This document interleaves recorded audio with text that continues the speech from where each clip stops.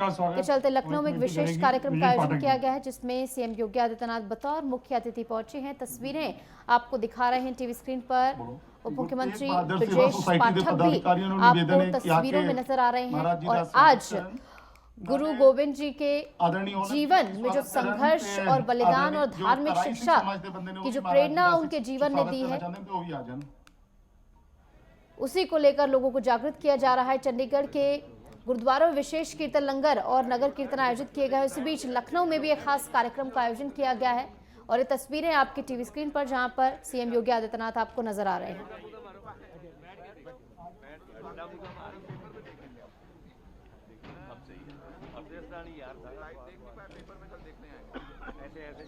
गुरु तेग बहादुर साहब सेवा सोसाइटी मुख्यमंत्री का स्वागत करेंगे। बोले सो निहाल।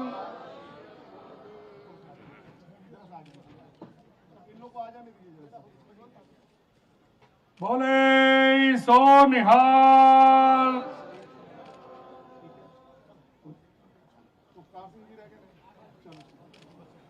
और ਅਸੀਂ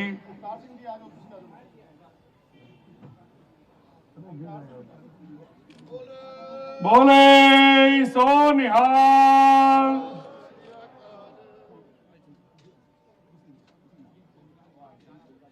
बोले सो निहाल।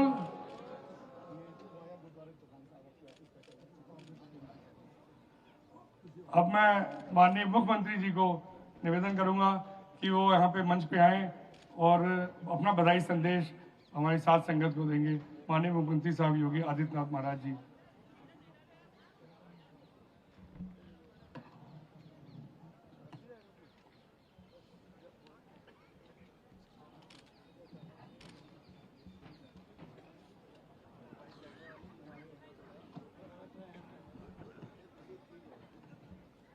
बोले सो निहाल।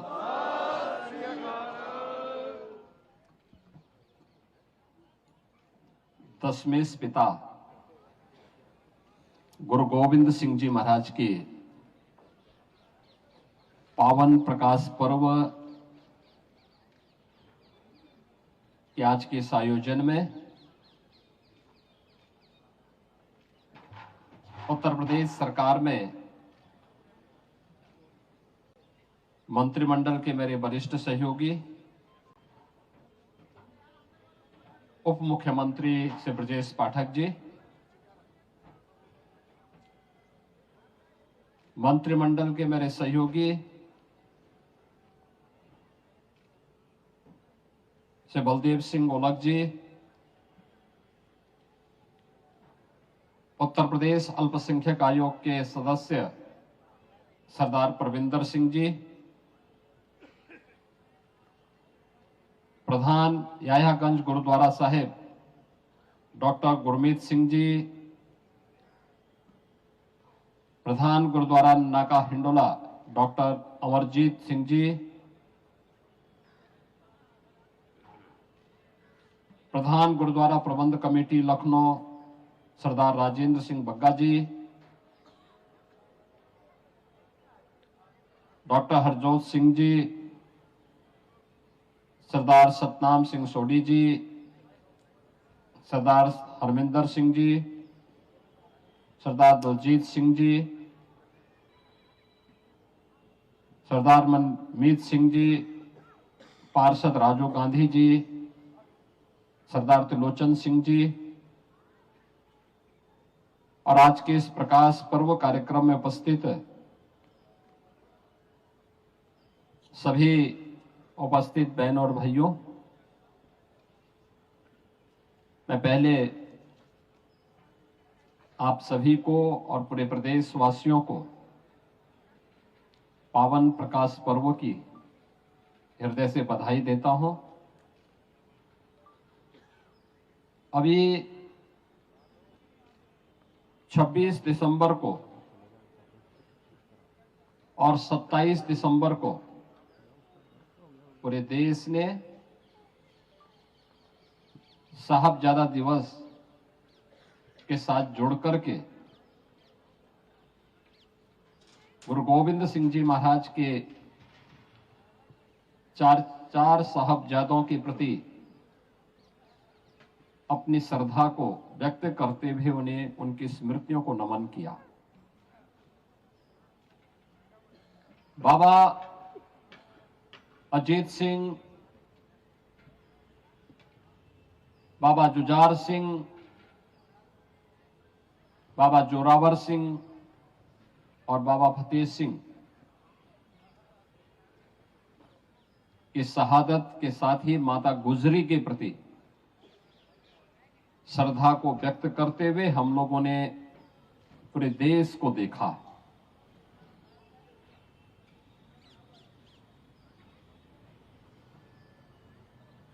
ये ठीक ही कहा गया है कि गुरु गोविंद सिंह जी महाराज एक शहीद पिता के पुत्र हैं और शहीद पुत्रों के पिता भी हैं। गुरु तेग बहादुर जी महाराज ने देश और धर्म के लिए अपनी शहादत दी। शहादत के लिए गुरु तेग बहादुर जी महाराज को गुरु गोविंद सिंह जी महाराज उस समय प्रेरित कर रहे हैं कि नहीं, देश पे संकट है, धर्म पे संकट है, और अगर किसी महान आत्मा का बलिदान होगा तो ये जो विधर्मी आज हमारे देश को, हमारे धर्म को नष्ट करते हुए उतावले दिखाई दे रहे हैं, ये बेनकाब होंगे, देश खड़ा होगा इसके खिलाफ। और उस महान बलिदान के लिए सबसे उपयुक्त कोई हो सकता है तो आपसे उपयुक्त कौन हो सकता है?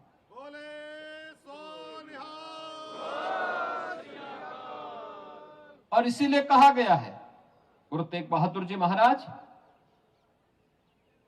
अपना शीश दिया, लेकिन भारत की शीश को बचा दिया। कश्मीर बच गया। कश्मीर भारत का हिस्सा है, आज भी है।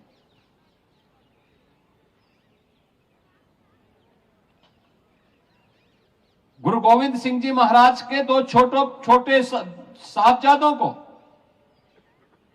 बाबा जोरावर सिंह और बाबा फतेह सिंह को, वजीर खान कहता है कि केवल एक बार, केवल मुंह से निकाल लो इस्लाम के को स्वीकार करने के लिए। उन्होंने कहा नहीं, ये नहीं हो सकता, और उन्हें जीवित ही दीवारों में चिन दिया गया। चमकौर के युद्ध में दोनों बड़े साहबजादा बाबा अजीत सिंह और बाबा जुझार सिंह शहादत को प्राप्त होते हैं। इस दुख में माता गुजरी देवी ने अपना स्वयं का प्राणोत्सर्ग किया।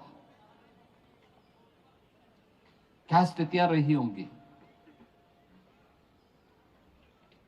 और उन विपरीत परिस्थितियों से आगे बढ़ते हुए गुरु गोविंद सिंह जी महाराज ने इतना सब कुछ खोने के बावजूद भी एक ही बात कही थी कि 4 में तो क्या हुआ, जीवित कही 1000। यह मंत्र आज भी पूरे भारत के लिए एक नई प्रेरणा है, एक नई प्रेरणा है। बचपन में भी हम सुना करते थे गुरु गोविंद सिंह जी महाराज के बारे में, 1.25 लाख से एक लड़ाऊं तो गोविंद सिंह नाम कहूं। क्या प्रेरणा थी? देश के लिए थी, धर्म के लिए थी,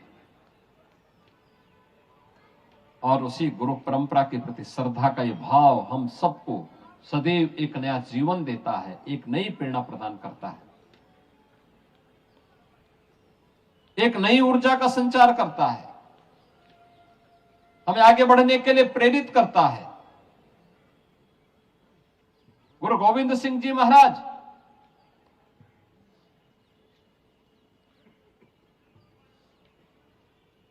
खालसा पंथ की स्थापना जाति भेद को, छुआछूत की भावना को सर्वथा समाप्त करने के उद्देश्य से उन्होंने की थी।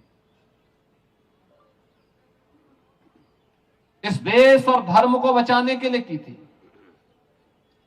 सकल जगत में खालसा पंथ गाजे, जगे धर्म हिंदू सकल भंड भाजे का उद्घोष करके उस समय की विधर्मी ताकतों को उन्होंने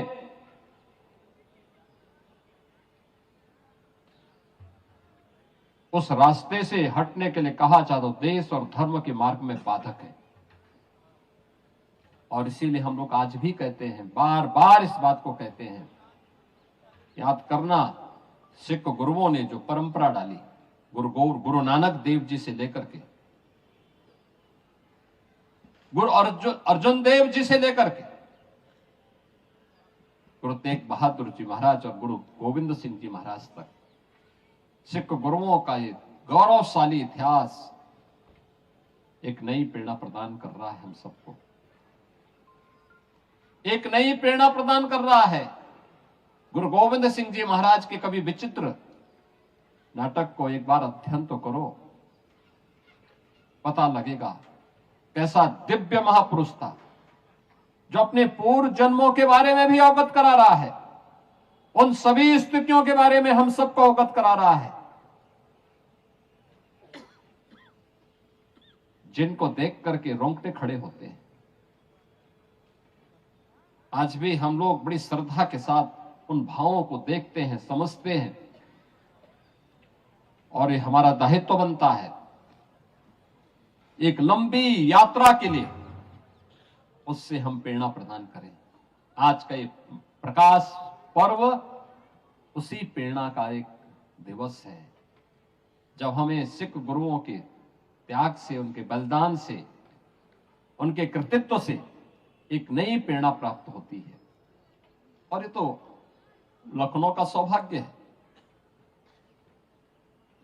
गुरु तेग बहादुर जी महाराज गुरु गोविंद सिंह जी के साथ उनके बचपन में, बाल्यकाल में उन्हें लेकर के सी लखनऊ के याह्यागंज गुरुद्वारे में रुके थे। कितने ऐतिहासिक परंपरा आपके पास है, हमारे पास है।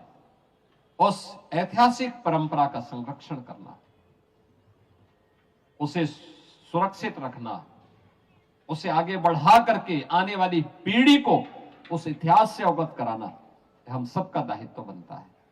आज के इस अवसर पर यह वर्ष हमारे लिए महत्वपूर्ण वर्ष है,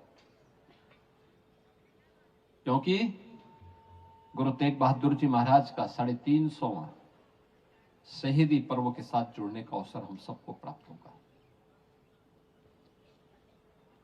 उन आयोजनों को बड़े पैमाने पर किए जाने की आवश्यकता है। बड़े पैमाने पर उन कार्यक्रमों को आगे बढ़, जैसे